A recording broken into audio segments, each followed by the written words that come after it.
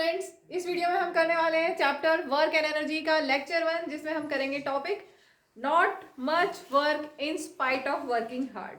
Text book से समझा रही हूँ मैं। कमली is preparing for examinations, she spends a lot of time in studies. तो बहुत सारा वर्क हो रहा है क्योंकि वो बहुत सारा हार्ड वर्क कर रही है। She reads books, draws diagrams, organizes her thoughts, collect question papers, attend classes, discusses problems with her friends and perform experiments. She expends a lot of energy on these activities. तो बहुत सारा उसने work किया। Day to day language में हम बोलेंगे कि उसने बहुत सारा वर्क किया। She is working hard for examinations. She expends a lot of energy on these activities. In common practice, she is working hard. ऐसे ही बोला जाता है। All this hard work may involve very little work if we go by the scientific definition of work. Scientific definition of work different है और day to day language में हम जो बोलते हैं कि हमने बहुत सारा काम किया, हमने बहुत वर्क किया, हमने बहुत हार्ड वर्क किया, वो डिफरेंट है। जैसे अभी आप पढ़ रहे हैं, सब लोग बैठ के पढ़ाई कर रहे हैं, तो आप बहुत हार्ड वर्क कर रहे हैं, लेकिन डे टू डे लैंग्वेज में हम बोलेंगे। फिजिक्स की लैंग्वेज में वर्क नहीं हो रहा, अगर आप एक ही जगह बैठे हुए, डिस्प्लेसमेंट नहीं हो रहा, तो वर्क डन 0 होगा। ठीक है, तो यू आर वर्किंग हार्ड। अच्छा, एक और नेक्स्ट एग्जांपल लिया है। अगर हमने एक रॉक को पुश किया, you are working hard to push a rock, तो क्या होगा? Let us say that rock does not move in spite all the effort.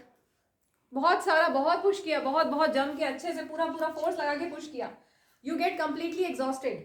However, you had not done any work on the rock as there is no displacement. तो displacement जब होगा तभी हम बोलेंगे work हुआ। ठीक है, डे टू डे लैंग्वेज में अभी हमने बोला हमने बहुत हार्ड वर्क किया, हमने रॉक को पुश किया, पुश किया, वो मूव नहीं हुई। ठीक है, तो work done. Day to day language में हमने बहुत वर्क किया, लेकिन फिजिक्स की लैंग्वेज में वर्क डन नहीं हुआ because there is no displacement.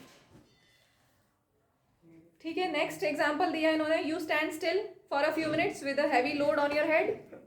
ठीक है, heavy load on your head, you stand still, तो क्या होगा? उस केस में भी work done by gravitational force, कुछ नहीं है। You get tired, you have exerted yourself and have spent quite a bit of your energy. तो डे टू डे लैंग्वेज में हम बोलेंगे कि हमने बहुत वर्क किया, हमने हार्ड वर्क किया, हमने उसको होल्ड करके रखा, लेकिन फिजिक्स की लैंग्वेज में डिस्प्लेसमेंट नहीं हुआ, so work done, there will be no work done, work is not done. ठीक है, इसके बाद एक और एग्जाम्पल लिया है स्टेयर्स का। You climb up the steps of a staircase and reach the second floor of a building just to see the landscape from there.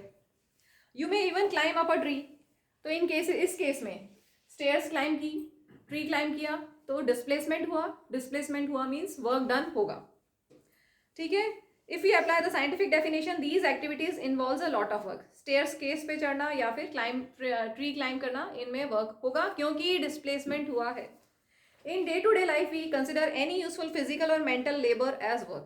Day-to-day life में physical work हो, mental work जैसे पढ़ाई करना, एक जगह बैठ के, एक चेयर पे बैठ के, बिना चेयर के डिस्प्लेसमेंट के अगर आप बैठे हुए पढ़ रहे हैं, तो हम बोलेंगे डे टू डे लाइफ में कि हमने बहुत वर्क किया।